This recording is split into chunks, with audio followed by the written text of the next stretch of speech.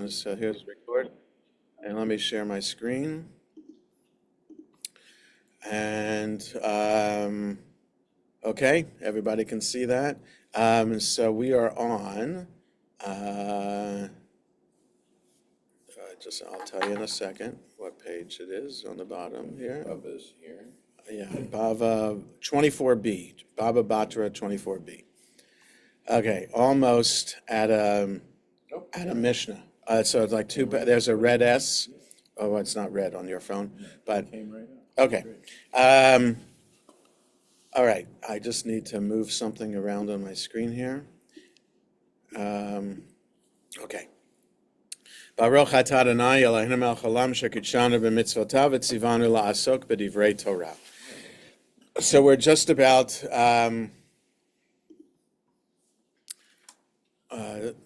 So I just said the blessing. We're just about coming to a new Mishnah, but we have two paragraphs left here in which we're talking about. This is starting just a slight tangent to conclude a discussion.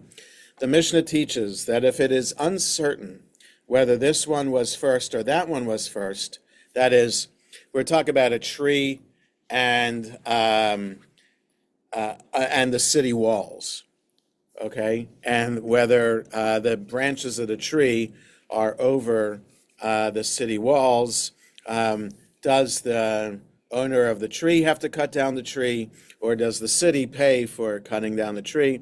And it depends which came first, the city or the tree. The Mishnah teaches that if it is uncertain whether this one was first or that one was first, he cuts down the tree and the city does not give money. The Gemara asks, in what way is this case different from that of a tree alongside a cistern, concerning which you said in the Mishnah, coming up, that in a case of uncertainty, the owner of the tree need not cut down the tree? The Gemara answers, there, if it were a case of certainty, the tree would not be subject to being cut down. Therefore, in a case of uncertainty, too, we do not say to the owner of the tree, cut it down. In that case, if the tree preceded the cistern, the owner of the tree would not be required to cut it down. Here, if it were a case of certainty, the tree would be subject to being cut down, even if it preceded the city. And the only uncertainty is whether or not the owner of the tree would need to be compensated. Consequently, in a case of uncertainty too, we say to the owner of the tree, cut it down. And if the owner of the tree lodges a claim due to the value of the tree, as he wants compensation for it, we say to him, bring proof that your tree came first and take your money. Since he has no proof, he does not receive any money. Okay. All right. On to a new Mishnah. And let me just close the door of my office.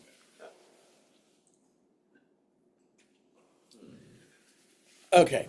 One must distance a permanent threshing floor 50 cubits from the city so that the chaff will not harm the city's residents. Now, I guess we have to understand a bit about harvesting wheat or barley, where the process involves shaking. It's like putting the harvested wheat on a sheet, and you get a few people to go with the sheet up and down, especially when it's windy, and the chaff blows away. So it could be the chaff could get into things, and it could be a bother to other people. So if you're building a permanent threshing floor, it has to be 50 cubits, which is 50 times 1.5 is what, 75? 75 feet from the city. So that's the minimum reasonable distance that chaff is going to fly so that it doesn't harm city residents. Furthermore, a person should not establish a permanent threshing floor even on his own property unless he has 50 cubits of open space in every direction. right? So this is on your land, but you have neighboring land, neighbors who are abutting onto your property. You have to have your threshing floor 50 cubits away from their property. And one must distance a threshing floor from the plantings of another and from another's plowed field far enough that it does not cause damage. Like, it's possible that chaff could affect the growth of other produce in other field. Okay, so we're just learning a little bit about chaff there, here, and what issues could be. So the Gemara asks, what is different in the first clause of the Mishnah, which states a fixed measurement for the distance of a threshing floor from a city, and what is different in the latter clause, which does not provide a measurement, but simply states in general terms enough that it does not cause damage? In other words, right, we have 50 cubits from the city, and we have 50 cubits from your neighbor's property, but then the last clause just says far enough that it doesn't cause damage. So why, if it's using measurements in the first two clauses, why not a measurement in the last clause? Abaye said, in the latter clause, we arrive at the case of a threshing floor that is not permanent. This threshing floor must be far enough from a neighbor that it does not cause damage to his property. Okay, so the issue here is, for the rabbis, is their understanding the Mishnah. No, let me say it this way. We are looking at the written, edited form of the Mishnah. It's unclear what the rabbis in the Gemara were looking at. Did they have a written form of the Mishnah in front of them? They possibly did, but they also had oral traditions of the time of the Mishnah. So we have to remember, rabbis are the rabbis of the Mishnah, who are called Tanaim, the rabbis of the Gemara, who are called Amoraim. So the Tanaim reflect different schools and different rabbinical academies. And it is thought that Rabbi Yehuda Hanasi edited all of the different academic versions of the discussions into the Mishnah as we know it, which we're looking at right in front of us. Okay? However, a Tana, now, so Tana is Aramaic, the Tuf and the Shin in Hebrew. Tuf of Aramaic, Shin of Hebrew are interchangeable. So Tana should be Shana in Hebrew, gets to Mishnah. Okay, so it means to teach, but also means to repeat. So the Tana, there were Tanaim whose job it was to be the human tape recorder. And so they're the ones to remember the teaching and to hit play when the rabbi in the yeshiva would say, what did Rabbi so-and-so say about this? Or what is the statement about this? The human tape recorder would then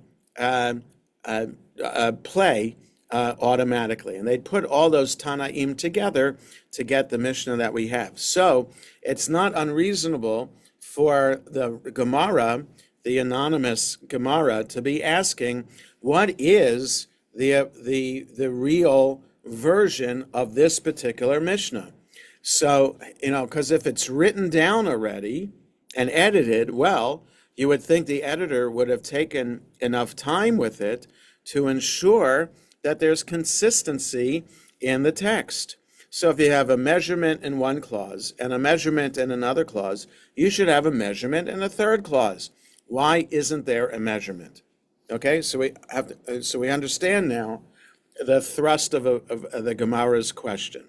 Okay, so Abaye's answering, well, the last clause, even though it doesn't say it specifically, must be referring to a temporary threshing floor, which is different from the permanent threshing floor of the first two clauses.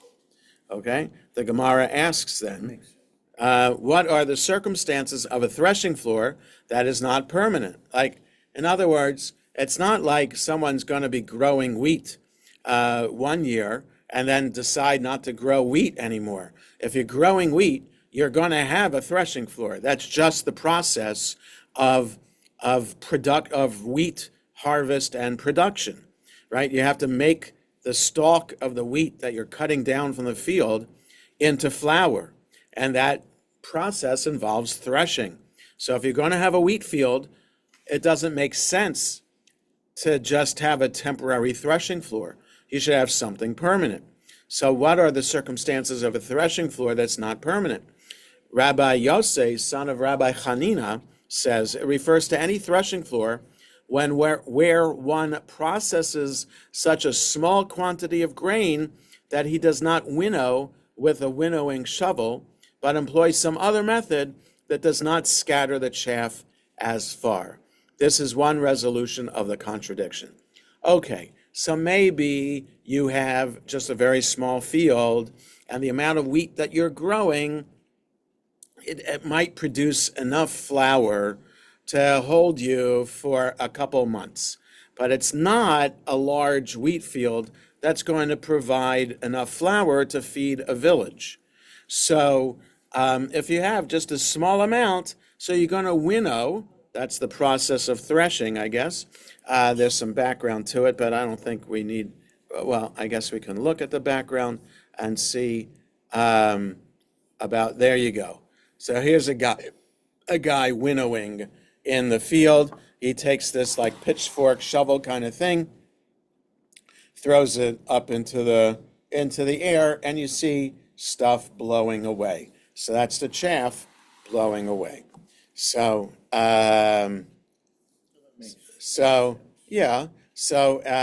if you have just a small amount, you're going to winnow differently, and that the way that you winnow with a small amount might not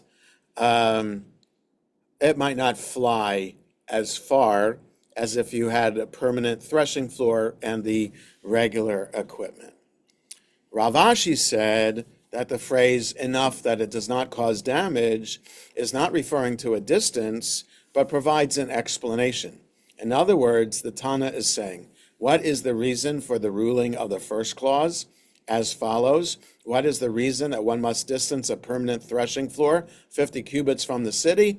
It must be far enough away that it does not cause damage. So Rav Ashi, who's from the generation that edited the Gemara, so he is 300 years after the editing of the Mishnah, he says, so it took until his time to come up with this idea that really what we're seeing in the Mishnah is that this is a parenthetical statement, and one must distance the threshing floor, that it's just describing reinforcing the idea of making sure the chaff does not cause damage, and that it's not a different type of threshing that we're talking about. Okay, so the Gemara raises an objection from the opinion of Abaye from a Baraita. One must distance a permanent threshing floor 50 cubits from the city, and just as one distances it 50 cubits from the city, so too one distances it 50 cubits from the gourds, cucumbers, plantings, and plowed field of another, enough that it does not cause damage. Okay, so the Baraita, so this is a Baraita again from outside the Mishnah, but from the time of the Mishnah. So it's just a slightly different version of this. So it just adds a little bit more information here, what the chaff might cause problems with, and it could cause problems with gourds, cucumbers, and other plantings in plowed fields. So granted, this works out well according to the opinion of Rav Ashi, as he claims that in both clauses the same distance is required. One must move a threshing floor 50 cubits from a plowed field and from those plantings. But according to the explanation of Abaye, it's difficult.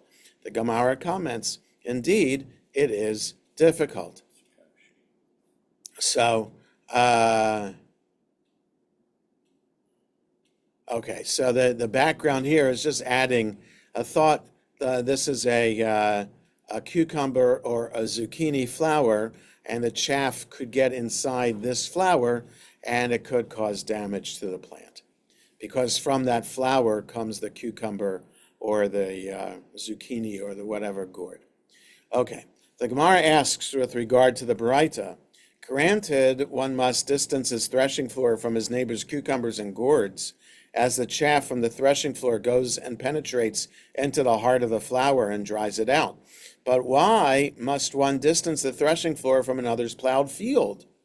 Rabbi Abba Bar Zavta said, and some say it was Rabbi Abba Bar Zutra, it's because he turns it into manure. That is, the chaff acts like manure, and an excessive amount of manure damages the seeds. So in other words, chaff is like compost material, right? It's natural. It's a natural product that would biodegrade, and you could use it as manure. But if you've already manured the field and then more chaff comes, it's possible that too much manure, it could be bad for the produce. Okay, so that's all about threshing and how much one must distance a threshing floor from somebody else's field. So now one must distance animal carcasses and graves and a tannery, a place where hides are processed, that's what a tannery is, 50 cubits from the city. Now you would imagine that's probably because of the smell, or at least carcasses and a tannery is smell. So a cemetery has to be 50 cubits from the city. One may establish a tannery only on the east side of the city because winds usually blow from the west, and the foul smells would therefore be blown away from the residential area. So we're talking about the Middle East, and so they're saying usually wind blows from the west, and if that's the case, you can have a tannery on the east, and the wind, you don't have to worry about the smell being so bad because the wind is going to blow the smell away. Rabbi Akiva says, the tannery has to be 50 cubits away, but the extra clause here is being added, it has to be on the east side of the city. So even if it's more than 50 cubits away on another part of the city, it's still too close because the smell is going to be, people are going to be able to smell it. Rabbi Akiva says one may establish a tannery on any side of a city except for the west, as the winds blowing from that direction will bring the odors into the city, and one must distance it 50 cubits from the city. So Akiva says north, south, or east are fine because the wind is going to blow it away. One must distance from vegetables water in which flax is steeped, because this water ruins them. And likewise, one must distance leeks from onions and mustard from bees. And Rabbi Yosef permits one not to do so in the case of mustard. So mustard might be detrimental to the production of honey, I guess. It might cause funny tasting honey. I mean, some people can have a very fine sense of taste and smell. I don't. So, there's wild clover honey that you can buy, and there are other kinds. There's orange blossom honey. I frankly can't tell the difference between them, but some people can. And it's based on the flowers that are there that the bees are pollinating and bringing the pollen back to the honeycomb and producing honey from that. So it affects the taste. And some people say wine tastes differently where the grapes are grown, like the tastes of grapefruit or apricot or peach or melon. I can't taste any of that when I taste wine. But that's me. So they're suggesting mustard might have that detrimental effect on bees. Leeks and onions, I thought they're kind of similar, and I'm not sure why you can't have leeks and onions together, but there's a note there about that. So just a second, let me find that. Um, Leeks from onions, the commentaries explain that leeks that grow close to onions are less pungent. So somehow the onions would take the pungency of the leeks away from them. Okay, so that's the Mishnah so far. Okay, so that Gemara. So we're talking about in the Mishnah more distances, things that smell, and also some more produce. So the Gemara. A dilemma was raised before the sages with regard to what case is Rabbi Akiva speaking. That is about the tannery that he says can be on the north and south side of the cities too. Did he mean that one may establish a tannery on any side of a city, and one may even place the tannery close to the city except for the west side, where one must establish it at a distance of 50 cubits? Or perhaps he meant that one may establish a tannery on any side and distance it 50 cubits except for the west side, where one may not establish a tannery at all. All right, so we just have to understand, they're trying to understand specifically what Rabbi Akiva is saying. The Gemara cites a proof. Come in here, as it's taught in a Braita, Rabbi Akiva says that one may establish a tannery on any side of the city and distance it 50 cubits, except for the west side, where one may not establish a tannery at all because the western wind is frequent. Okay, so the Braita, again, from the time of the Mishnah, so it's authoritative, not as authoritative as the Mishnah itself, but it's enough for the Gemara to prove that this is what Rabbi Akiva says. You can have a tannery on any side of the city as long as it's 50 cubits away, except for the west side, where you can't have a tannery at all. Okay. So the S here, with regard to the last statement of the Braita, Rava said to Rav Nachman, what does frequent mean in this context? That is, the wind is blowing frequently. If we say it means frequent among the winds, that is, this wind blows all the time, that's difficult. But doesn't Rav Hanan bar Abba say that Rav says 4 winds blow every day from different directions, and the northern wind blows with each of the other 3, as if this were not so, that is, if it did not blow, the world would not exist for even 1 hour, as the northern wind is pleasant and tempers the bitter effects of the other winds. All right, so this is the rabbis. There are lots of statements about winds, where they're blowing from, the effect that each kind of wind, each directional wind has on people and things. So an interesting statement that the northern wind is the one that blows more frequently, and that it's because of the northern wind that the world is able to survive, because it tempers the temperature and effect of the other winds. And the southern wind is harsher than all of them, and were it not for the angel named Ben Netz, who stops it from blowing even harder, it would destroy the entire world. As it is stated, does the hawk, Netz, soar by your wisdom and stretch her wings toward the south? This indicates that the northern wind is the most constant, not the western wind.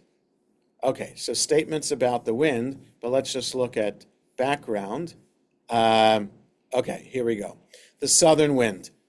Southerly winds in the Middle East generally come from the desert and are dry and very hot.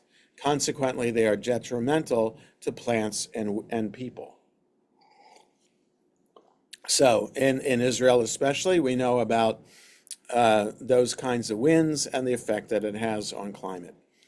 And Ben Netz, although these matters were stated in a homiletic vein, right, about angels, and it's not halacha, they do provide an accurate description of the world. The southern wind and the hot, dry weather it brings cause severe damage, which is exacerbated over time. Following such an occurrence, a cold front usually appears that causes the wind to change direction. The subsequent cold wind breaks the hot spell. Okay? So So we have this idea. Rava is suggesting that Akiva's statement about westerly winds being frequent is wrong because we understand from this midrash that the northerly wind is the one that is constant. Rather, what is the meaning of frequent? So, how do we understand Akiva's statement that westerly winds are frequent? It means frequent with a divine presence. That is, the divine presence is found on the western side, and therefore it's inappropriate to set up a tannery there with its foul odors. Now, so that's a whole different idea, that the Shekhinah, the divine presence, is on the western side of the city. That is interesting to me, since, so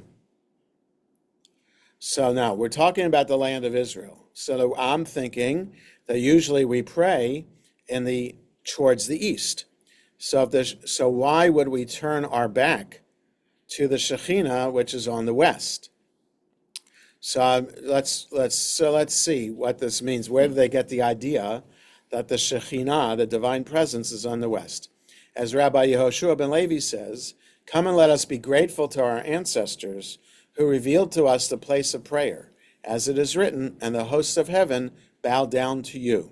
Since the celestial bodies move from east to west, they bow in that direction, which indicates that divine presence is in the west, right? Heavenly bodies move from east to west. So that, especially the sun does that. So if the sun is moving from east to west, it must be because God is in the west, and that everything has a desire to move in the direction of God. Okay, so that's an interesting midrash, that God is in the west. But it's still, my point, I don't know if the rabbis cared about my point. If the divine presence is in the west, why are we praying to the east? And is praying to Jerusalem or to the land of Israel, is that more important than praying to where the divine presence is? Because don't we think that the divine presence resides in Jerusalem too? So, just interesting midrashim here about where the divine presence is. And, Rav Acha Bar Yaakov objects to this. But perhaps the celestial bodies are like a servant who receives a gift from his master and walks backward while bowing, right? In other words, the sun just rose in the east. It just received something from the divine presence that is in the east and is walking away to the west, but walking away while always facing the divine presence. So you're just walking backwards. If so, the divine presence is in the east, and the celestial bodies are moving backward. The Gemara comments, indeed, this is difficult. That is, the verse does not provide a definitive proof. So the Gemara comments, and Rabbi Oshaya holds that the divine presence is found in every place. As Rabbi Oshaya says, what is the meaning of that which is written? You are the Lord, even you alone. You have made heaven. You preserve them all alive, and the hosts of heaven bow down to you. This indicates that your messengers are not like the messengers of flesh and blood. The messengers of flesh and blood return to the place from where they were sent to report on their mission. But your messengers return and report on their mission from the very same place to which they are sent. As it is stated, can you send forth lightnings that they may go out and say to you, here we are?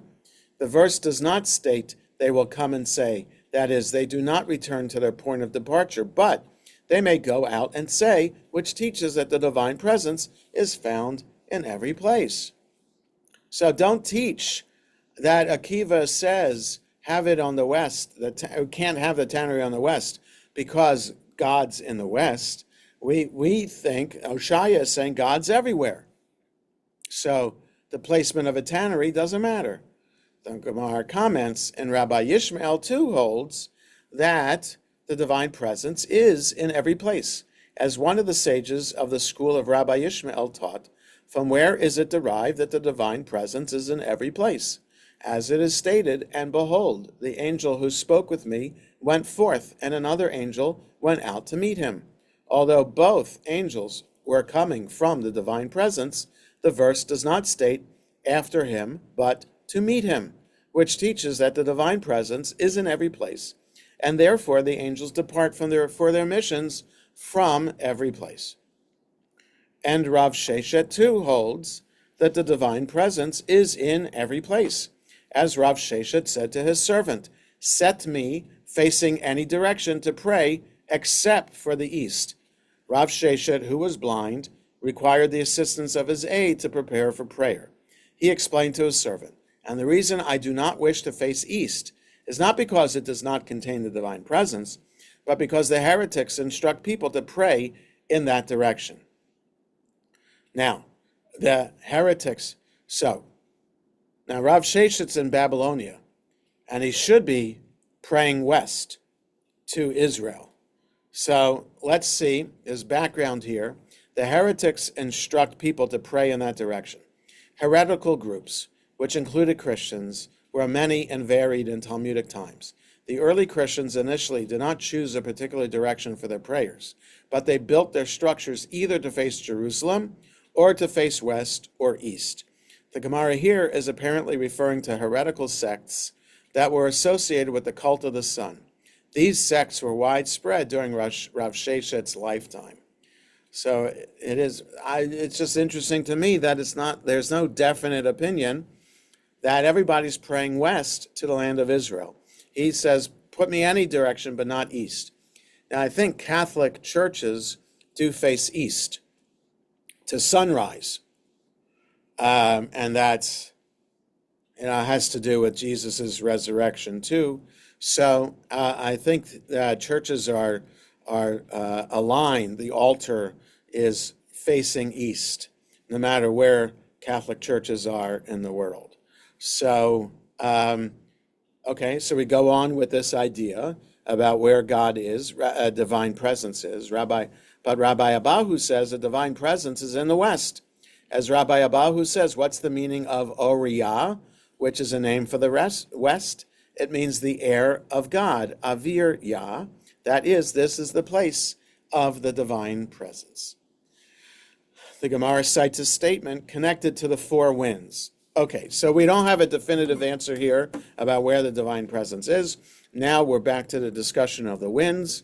Rav Yehuda said, what's the meaning of that which is written? My doctrine shall drop as the rain, my speech shall distill as the dew, as the small rain upon the tender growth, and as the showers upon the herb. From Deuteronomy, my doctrine shall drop, Ya'arof, as the rain. This is the western wind, which comes from the back of Me'or-Po, the back of the world, as the west is also referred to as the back. My speech shall distill, Tizal, as the dew. This is the northern wind, which brings dry air that reduces the rain and grain and thereby devalues mazelet, gold. When grain crops are reduced, their price appreciates, and consequently the value of gold decreases. And in addition, it says, you who lavish hazalim, gold, out of the bag.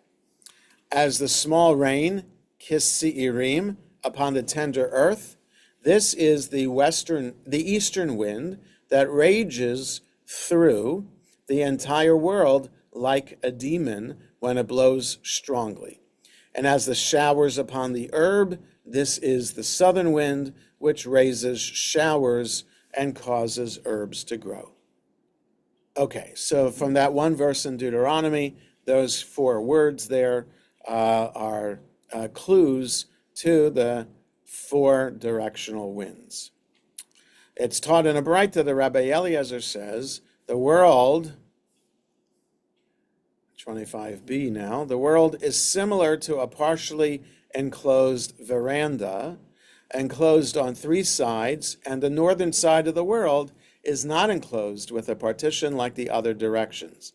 The sun begins in its revolution in the east and passes to the south and the west, and once the sun reaches the northwestern corner, it turns around and ascends through the night above the sky to the east side and does not pass the north side. And Rabbi Yehoshua says the world is similar to a small tent, and the north side is enclosed with a partition as well.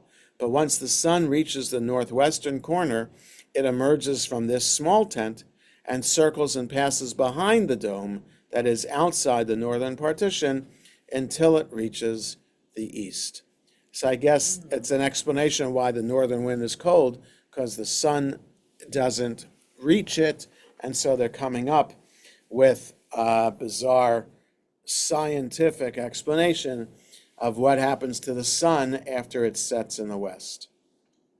Sounds a lot like other cultural, ideas about how the cosmology works. Yeah. There's other ideas there about what happens with the sun, what's sun at night, and what happens to the moon and the stars during the day. Yeah. As it's stated, the sun also rises and the sun goes down and hastens to its place where it rises again. It goes toward the south and turns about to the north. Round and round goes the wind, and on its circuits the wind returns. The verse is understood as describing the sun's movements as follows. It goes towards the south during the day and turns about to the north on the outside of the firmament at night. Round and round goes the wind, and the wind returns again to its circuits. As the word ruach can also mean direction or side, Rabbi Yehoshua explains that these are the face of the east and the face of the west. Sometimes in the short winter days, the sun turns about them without being seen, and sometimes in the long summer days, it reverses them visibly. Ruach? It can be, yeah. The Baraita continues. Rabbi Yehoshua would say, with this, we arrive at the opinion of Rabbi Eliezer that the world is like a partially enclosed veranda. He cites a verse as proof that the north side is open. Out of the chamber comes the storm. This is the southern side that forms a room with the other two sides. And cold out of the dispersed parts, this is the northern side, which is open and from which a cold wind comes. By the breath of God, ice is given. This is the western side. And the breadth of the waters is straightened. This is the eastern side from which the rains come. Right, so here's a diagram of what happens to the sun and where it goes related to the sky, where the sun is at nighttime, where it is during daytime. Okay.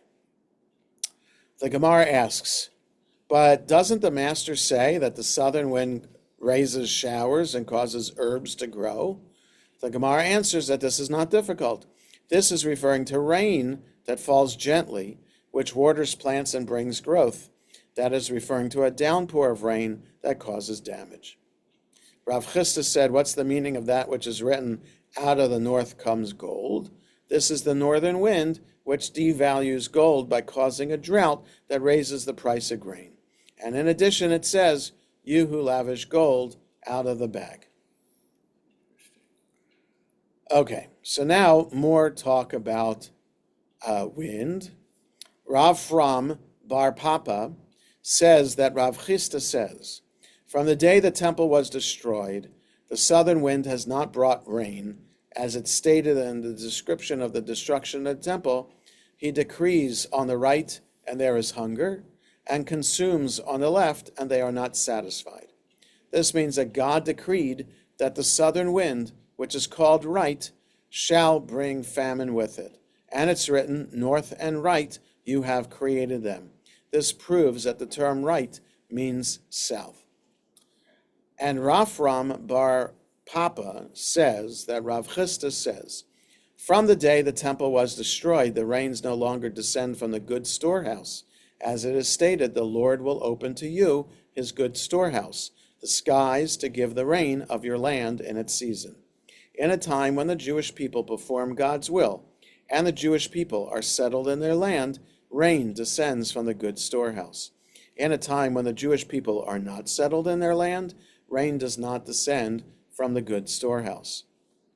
Rabbi Yitzchak says, one who wishes to become wise should face south, and one who wishes to become wealthy should face north. And your mnemonic for this is that in the temple, the table, which symbolized blessing and abundance, was in the north, and the candelabrum, which symbolized the light of wisdom, was in the south of the sanctuary. And Rabbi Yoshua ben Levi says one should always face south, as once he becomes wise, he will subsequently also become wealthy. As it is stated with regard to the Torah, length of days is in her right hand, in her left hand are riches and honor. The Gemara asks, but Rabbi Yoshua ben Levi says that the divine presence is in the west. How then can one pray facing south? The Gemara explains that one should turn aside slightly so he faces southwest. Rabbi Chanina said to Rav Ashi, an individual such as you who lives in the north of Eretz Israel should face south when you pray. And from where do we derive that Babylonia is located in the north of Eretz Israel? As it's written in a prophecy concerning the destruction of Jerusalem by the Babylonians, out of the north evil shall break forth upon all the inhabitants of the land. So that's interesting. I was assuming that people in Babylonia at the time of the Talmud knew that Israel was west of them. But it's possible that they thought Israel was south of them. And so that's why they were praying south. So it's just fascinating to me that we get this midrash about that. So, okay. And I think we'll conclude today with this paragraph. The Mishnah teaches that one must distance from vegetables the water in which flax is steeped, and distance mustard from bees.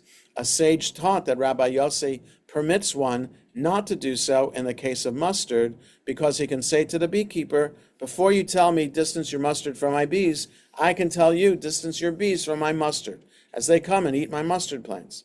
In other words, you are also causing damage to my property. Since they cause damage to the other, they each cause damage to the other, neither can force his neighbor to move. Okay, so it's 10:15. We'll stop here for today. We're on for the next few Sundays.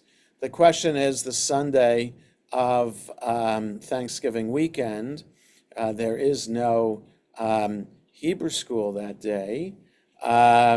So let me know when I send out the recording of class with the email. Just reply to me. Don't have to reply all. Reply to me whether you're around on the Sunday of Thanksgiving weekend, and we can determine whether we'll have class that day or not. Okay, let me stop sharing, and hope everybody has a good rest of the day. Take care, everybody. Thank you.